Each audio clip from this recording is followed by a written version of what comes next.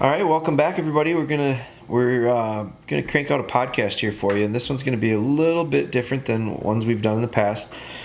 Similar, I guess, in a lot of ways as far as how we're gonna build it out and how we're gonna put the information together for it. Just a new platform, and we've not talked a lot about it on the podcast. Quite honestly, we haven't talked about it a lot ever until more recently. Wonder Boy has been doing a really big push and a big effort towards it, and I appreciate it greatly. He's doing a really nice job with it, and that is the growth of our YouTube channel. And I know that for a lot of people out there, YouTube is nothing new. I'm not going to say it's new to me because I've known about it forever. I guess I never really used it. I didn't use it that much. I certainly didn't use it the way I see other people using it these days. Our kids these days use it a lot, like our personal kids, as well as friends of ours' kids, and it's almost become television for them in a lot of ways. I do think it's full of information. I think that's a great tool, and so we have tried to develop our DogBone Hunter YouTube channel. We've had it for a long time, but we just didn't really use it. And we've made a big push on, I guess, organizing it and creating more pieces that fit it specifically, and allowing it to be a more useful, I hate to use the word tool again, but it's really what it is. We have playlists on there. We are able to organize stuff a little bit better. There's still kind of a mishmash of a lot of information on there. But I think, so what we found is the more we've used it, the more obviously it becomes a bit of an organic thing where people watch more of it, and I think people tell people about it, and I think that's great, and that's totally why we do it. It's why we do the podcast. But it also has become another channel for questions, and so we have done a lot of podcasts here based off of YouTube, or based off of Facebook and Instagram questions, DMs. We've done a lot of them off of emails. There are just a million ways to communicate these days, whether it be phone, email, the different platforms that we've talked about. And then now I just think YouTube has earned the right to get a little bit of love as well. So we want to go through, because this is another thing that we don't respond to YouTube as quickly as we do some of the other platforms. But Ben will pin me down every so often and say, hey, we got a ton of YouTube questions. Let's sit down. A lot of times we're in the truck.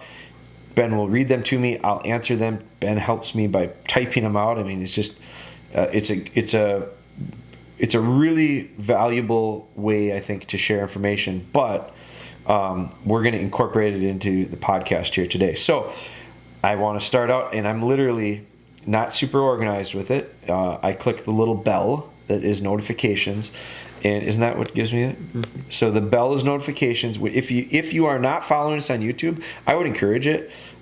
There's a way you can subscribe when you're there, and then you can turn notifications on, which will allow you to select how you want to get the information. But as we put new videos out and all that stuff, it'll tell you.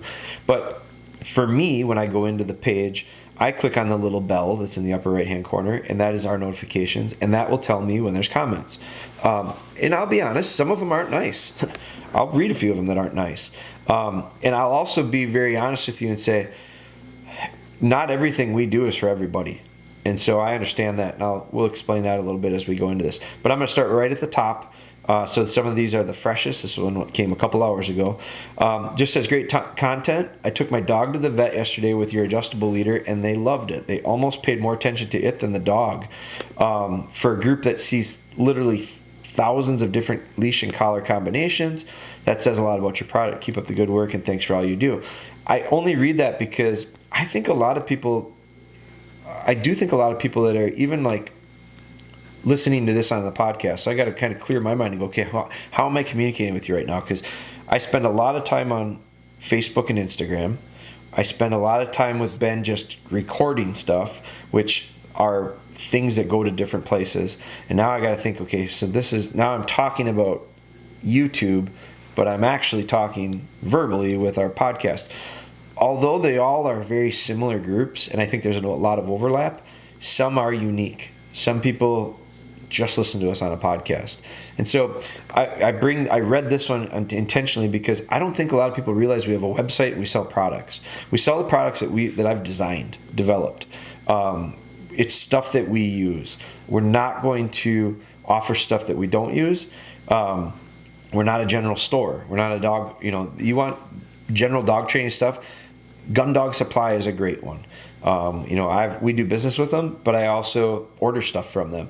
I go to Cabela's, I go to Bass Pro Shops, I go to Shields, I go to Fleet Farms, I go to different places like that and buy stuff that we don't sell. But we also offer our own stuff. So the adjustable leader is something that we've taken lots of different ideas of things I've used over the years, and I just customized it to fit best for what I do and the dogs that I'm training. And it's something that this guy, and I get that comment, I get a lot of people going, God, that adjustable leader is awesome. So it's available in 2 sizes. The only difference is the size of the collar. And you look on the website and it'll show you like how I base it based on the size of the dog. So let's go back, let's roll down. Here's one from someone that says, my dog is Sunny and is a Corgi Mini. Issue, can she hunt? I don't know if that's a Corgi Mini issue, if that's part of the breed or not. So my answer to that is hunting dogs are not breed specific, in my opinion. I do think that certain things about certain types of dogs make it easier for them to do certain things in the field. A Corgi Mini could very well be a nice tracking dog. And I'm just shooting from the hip here without doing a lot of homework on your dog. I think that it may struggle in the uplands, quartering and casting. It's just a physical thing. I know what a Corgi looks like. I'm assuming a Corgi Mini is just a small version. Short little legs, going to have a hard time covering a lot of ground. But if you look at the United Blood Trackers, the Dachshund is a preferred dog. The wire-haired Dachshund is a preferred dog of those trackers. Little Jack Russell Terriers are phenomenal little tracking dogs. Not necessarily the dogs that we think of when we think of hunting dogs, but the reality is dogs are dogs. They're all canines. They all come from a similar background. It's just over centuries and long periods of time, we've kind of customized them to fit certain things well for us. So, yeah, I think you can do it. I think you should be realistic with your expectations. And I think you should have an understanding that a lab isn't going to work like a Jack Russell. A shepherd isn't going to work like a lab.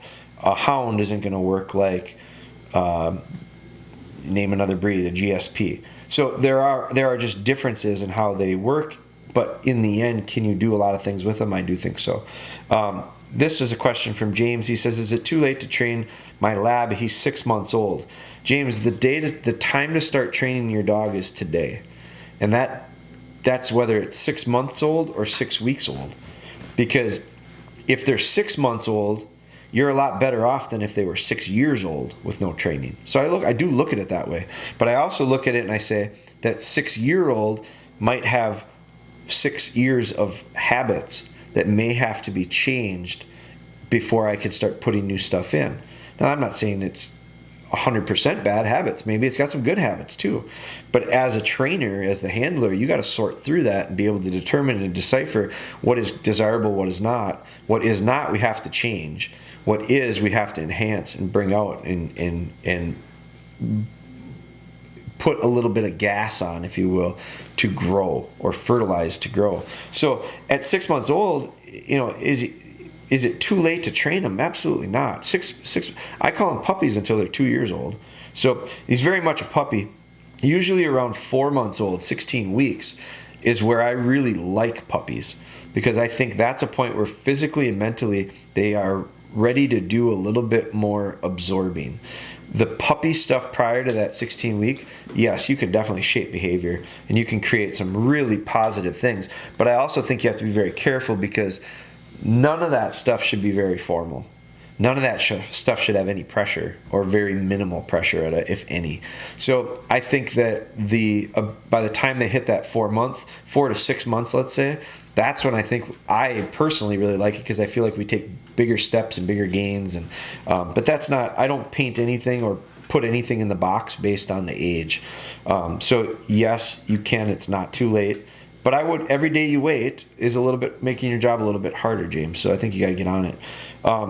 This came from a gal named Lisa. Lisa has made a lot of really positive comments, which I appreciate on a lot of our stuff. And so here's her message. And each one of these messages are connected to different videos that we've put out. So this is one that we did with a series called Puppy Training with Arrow. It was Arrow, a GSP Malinois Shepherd mix that we trained. And we put together quite a bit of training content with. This is from the video. The comment is based on video day 1. What are we at? We're at 10 minutes. So I'm going to limit. So we're going to go through this. This is going to be a podcast about YouTube, and I'm just going to go through it. I'm just going to keep knocking off YouTube questions. We're going to do for 30 minutes, and so when we end, we end. There'll be a hard stop probably around 30 minutes, and we're going to get as many in as we can. But let's tackle this. So Lisa commented on the Arrow Day 1 puppy training video, which I think Arrow is a series, right? Yes. That's under our playlist. So it says, hey, on the puppy training video so I should have read into it. She's made a comment on this puppy video of Arrow, but she's referencing our training video that we have out. We have a puppy training video out, and we have a foundation video out there that is sequential. She says, on the puppy training video that I bought, around 1 hour and 7 minutes-ish, you have a black lab puppy that's staked out. You're wanting it to wait it out and not reward him by going back to him too soon. So until he settles, he's chewing, yipping, carrying on. My question to this is, what if you must be considerate of your neighbors? I live in an apartment complex. I won't be able to just let the pup yip and yip. My pup won't arrive until December, so she won't be here for another month and a half. I have thought about warning the neighbors ahead of time, but what you say is ideal and I love and agree with is all the training. I just don't have the luxury of allowing the pup to bark and bark. Now what? ? Okay, going back to the video. I love what I bought them, and I'm happy I'm watching it ahead of time. I just am going to have to do something different when it comes to the vocal part. If you have suggestions, I'd be appreciative to hear it. So, great question. So she's referring to, let me give you a little idea what background on it. So I've got a puppy in the video that we're staking out. And we're staking it out. It's pretty young. It's about 12 weeks old. And we're staking it out, which is a stake in the ground with a short cable. And I leave the dog alone. And the dog is going to fight that. And the idea of it is two things. It's going to teach a dog to be patient and quiet. It's also going to teach a dog to give to pressure to the neck, which is a nice lead-in to starting out with some heel work. Putting a dog on a lead and having them understand that when they feel pressure to their neck, they should move closer to me. That turns the pressure off. So they get out of position, I put pressure on them, they come back, I turn the pressure off. I don't want to be at the end of that lead when they first discover this thing. I don't want to be connected to it because it's not a very positive thing. And I don't want to be connected to something negative with these young dogs. It is something that is necessary for the dog to learn on their own. And so by putting a stake in the ground, I don't care if the dog hates that stake in the ground. I don't care if the dog fights and struggles with the stake in the ground. The stake will never lose. The stake is cold. The stake doesn't have emotion. The stake is not getting upset. The stake doesn't get frustrated. The stake just is the stake, and the dog fights it until the dog realizes, I can't win. And by stopping fighting it, all of a sudden it feels better. My neck isn't sore when I don't pull. So I let the dog figure that out. It's the one beauty of a dog is they will learn to give to pressure. But if you're standing there on the other end of it, your level of patience might be short. Your temper might get involved. You might be talking to the dog. You move. You do things that get in the way. You screw it up. So don't be on the other end of the stake. So that's the process that she's referring to in that video, and I show it. And yes, they get real vocal. Some of them don't make a peep. Some of them are very vocal and fight it. Some will fight for an hour. Some will fight for 5 minutes. It all depends on the dog and the personality of the dog. And so in the scenario that she's talking about, I don't think they fought that long, but it was verbal. And I do recommend you talk to your neighbors, because if you don't, they're going to think you're torturing the dog. Some of these dogs sound like you're literally torturing them. They scream and they whine and they yip and they bark. So yes, I think that is a good way of doing it. I think you explain to them the process of what you're doing and why you're doing it. If that isn't an option, I think you find yourself a spot that it is. I know it might be inconvenient. But I'll tell you what, I trained a dog, a really nice dog, early on, and I lived in town, and I wouldn't have been able to do that either. I was in a neighborhood with a bunch of old people, and they would have called the cops on me likely. So instead, what I would do is I would get in the truck, I'd put the dog in the kennel, and I would drive 15, 20 minutes to an industrial park. And I would park there, and that's where I did a lot of my training. And so something like this, it's an industrial park, meaning like not full of buildings and stuff. It's a lot of open, vacant lots. It actually was really nice because there was a lot of drainages and ditches and waterways, and there were geese around there. And there's all these really good things from a training perspective for a hunting dog to prepare in. And it was 15, 20 minutes, it's all based on your perception. For me, that was relatively convenient. Like, I thought that was beautiful to have that within 15, 20 minutes of my house. For some people, they would say that is a terrible inconvenience. You got to drive 15 minutes? It's all based on your perspective. So I look at it and I go, I would find a place that you can do this. Now, don't go to the dog park to do this, because one of the keys of this process is start out in a very low distraction area. I don't want to put this dog through make this dog sit through something that is just terribly, terribly tempting and ask them to be quiet. They're going to scream bloody murder. So I want to have it be quiet and rather untempting and undistracting. So a nice quiet little spot in the shade, because you can't do it when it's too hot, and you got to be concerned with the weather and that kind of stuff. But so I would have a backup plan, Lisa, a spot where you might be able to go and do this. I think you have to try it to find out. You may be really lucky. I've had dogs that don't whine at all. I've had dogs that you time out, they pull a couple times and they go, ooh, that kind of hurt. And then they get closer to the stake and they realize, that doesn't hurt at all. I think I'll just stay here. And they lay down and fall asleep. And so that might be what it takes for the dog to learn to give to the pressure of the neck.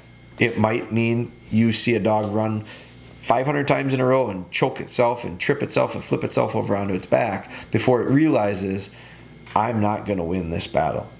They will give in. And so once they give in, then they fight it less and less and less every time. They settle in a lot quicker. They're a lot quieter.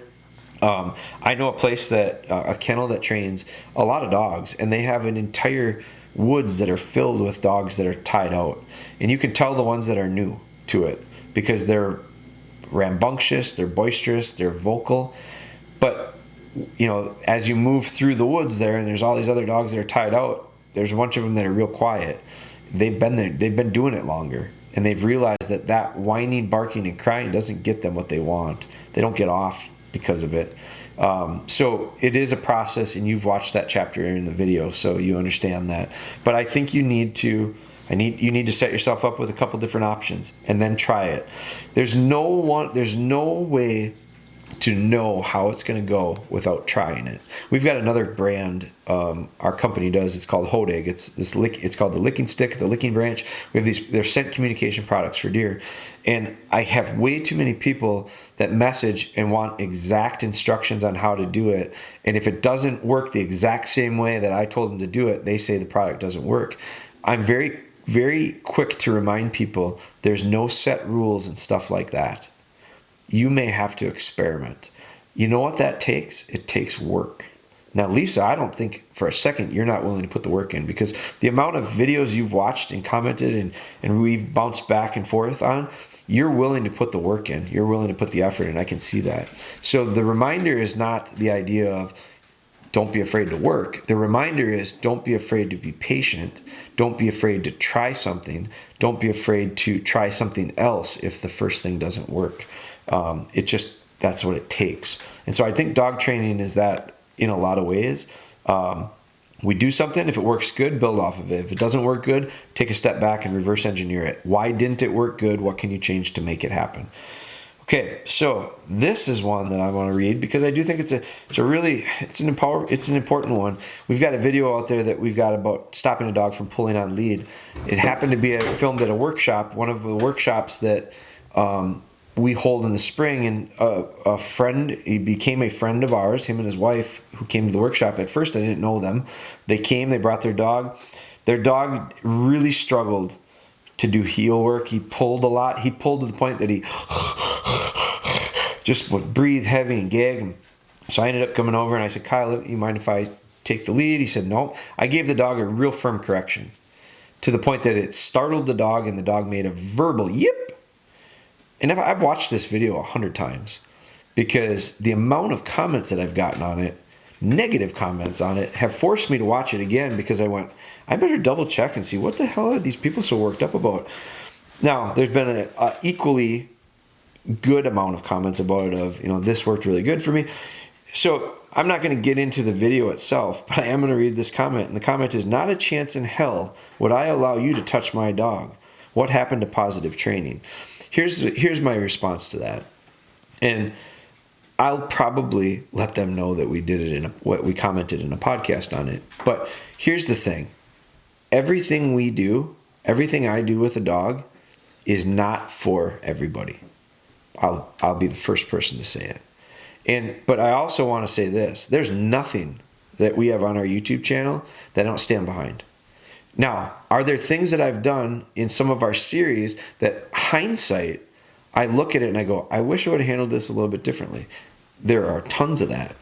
And that's why I do it. And that's why we film it the way we film it. That's why we do it live with zero editing in all these series. We don't do any editing. I show you the frustrations. I show you the good stuff. I show you the bad stuff. I think you get the value. I think a lot of people get more value out of seeing me make mistakes and how I deal with it or make adjustments to it than when I show you things that go really well. Because when things go really well, it doesn't necessarily help a lot of people.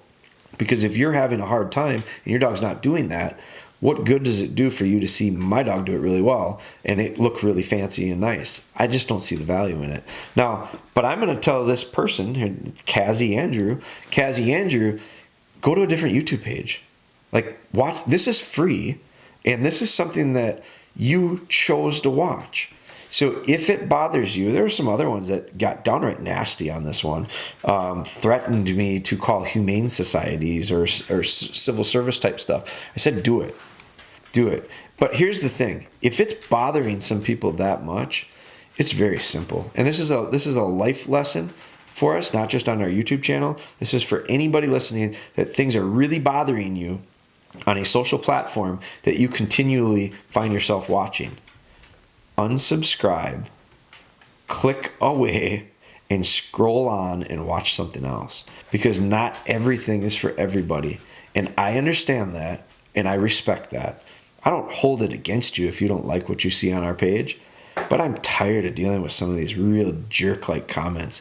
Like, just go away. Like, that's what I tell Ben. I just want to tell some of these people to go away. I realize that, it's not for everybody. So, Cassie, there's not a chance in hell you'd let me touch your dog. I respect that. I would go to another channel and I would watch it and I would make positive comments about theirs. That's what I think we need more of. Support the stuff you like. Don't spend a lot of time and effort on stuff you don't. So here's another one. Let's see. Rob Roney commented, have you had luck doing these techniques with older dogs? This is, I think, a hold conditioning video. I have 2 4-year-old Britneys that water retrieve for me, but do not like retrieving on land. Hoping to hear this technique is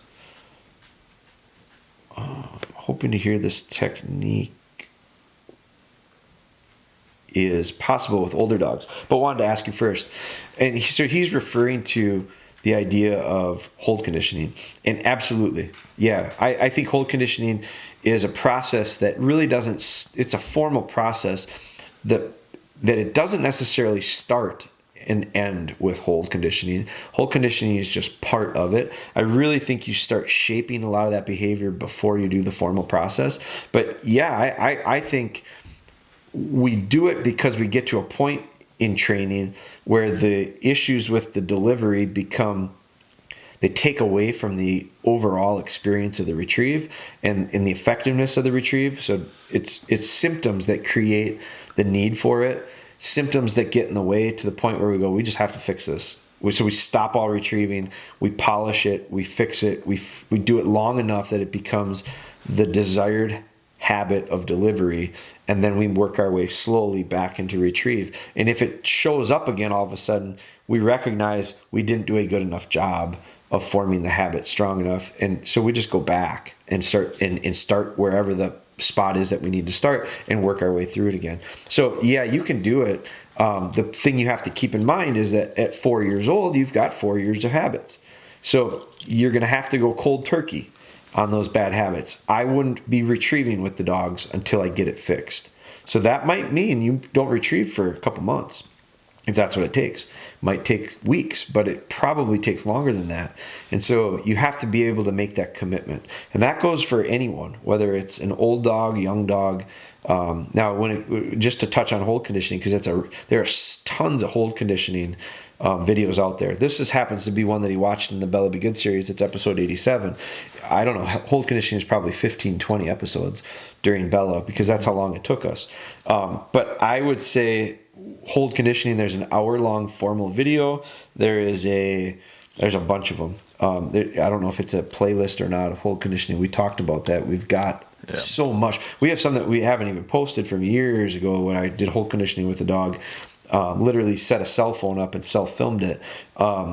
Ben has filmed quite a few different dogs that we did hold conditioning with, and they're all a little bit different. So no two are the same. So I think you got to keep that in mind. But yeah, you can do it. Now there's another one here, and we've actually commented on it. The question is, so when you say hold is to communicate to the dog that they need to look at you with both correct posture and correct dummy bird dowel in the mouth position. And the answer is yes. It's just formalizing the delivery. It's polishing up the delivery. Hold doesn't teach dogs to retrieve. I think that's a misconception. Hold is a lot of times, instead of hold, a lot of people think force fetch. I don't force fetch dogs. I don't see a need for it. It's a different topic. But the idea is hold conditioning helps me polish the delivery. It doesn't teach a dog to retrieve. So that's stuff that we need to be doing ahead of time to get to this point. Now, another question. TJ Stevens said, how do you handle when a dog constantly yawns while you're going through this process? It's a hold conditioning. It's a hold conditioning one. Are we coming up on 30 minutes, Ben? Getting there. Okay, so this will be the last one. He said, so it's a different Bella episode, but he references it during the hold conditioning, and he says, how do you handle the dog that yawns constantly while you're doing this process? He holds for good periods of time, but sometimes will yawn when I am making him take the dowel. It doesn't matter what time of day it is either. My question is, do you get on them when they start to yawn, or just let it happen?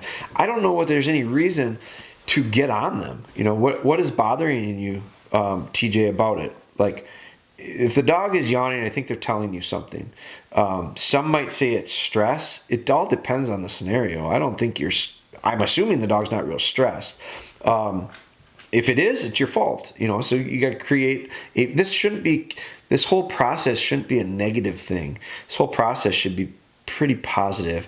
It's boring. So I think a lot of times we as handlers look at it not so enjoyable, but it shouldn't necessarily be negative. It's not forcing. We're not putting pain on the dog. We're not pinching ears. We're not pinching toes. We're not doing any of the force fetch stuff. I would rather have it be somewhat of a bonding thing. I actually think when we get done with hold conditioning, a lot of times I feel tighter connected to the dog. If we did it right, they should be looking to us and really giving us their eyes. So I think it's a process that you can come away from having a lot better relationship with your dog. So the first thing the thing I read into this, and again, it's just reading text, so I don't know exactly what you mean by it. But when I say, do you get on them when they start to yawn? I don't know why you would. To me, get on them is like put pressure on them. Absolutely not. Like, I'd go, why are they yawning? So I think I'd analyze the reasoning first. If the dog is tired, the dog is tired. If the dog is bored, make it a little more exciting. I always tell people balance is important. If a dog goes too slow, I speed up. If a dog goes too fast, I slow down. Like that black and white, clear-cut example of pace. I dictate the pace as the trainer. If they're flat, speed up. If they're so antsy and they can't keep their feet together, slow down. So, the idea is, if the dog is bored with what you're doing, spice it up a little. Figure out there is no, like, if you're watching the YouTube series with Bella and you're doing it the exact same way that Bella did it, you're probably off, because no two dogs are Bella. Like, Bella's one dog. Bella, I had to do a little different than I did Spry. That's another one that we did live. You can see that one. You totally see that one. That was totally different. That one we did different than Taylor. That one we did different than Ellie. I'm just naming the dogs we have right now. You could go back to Jet. You could go back to Tito. You could go back to Cody. You could go back to, just the list goes on. They all are a little different. And it was all dictated. My moves were all dictated by the dog. And so if your mentality is, I do it this way and every dog fits it, you're going to run into a lot of issues. And you're going to be probably in the grand scheme of things a little disappointed, because the dogs don't have to fit Arch. It's like telling a teacher you have to teach every kid the exact same. That's not the best way to get the most out of the most kids. So we have to realize that we have to make adjustments accordingly. So sounds like somebody's here. We're at 30 minutes. That's a YouTube one. So we're going to knock that one out. That's our session for our podcast here for this episode. We will continue to do these. I appreciate all the support. Please do me a favor. Like it, rate it, and share it with someone that you think it might be helpful for. Thanks again for all your support.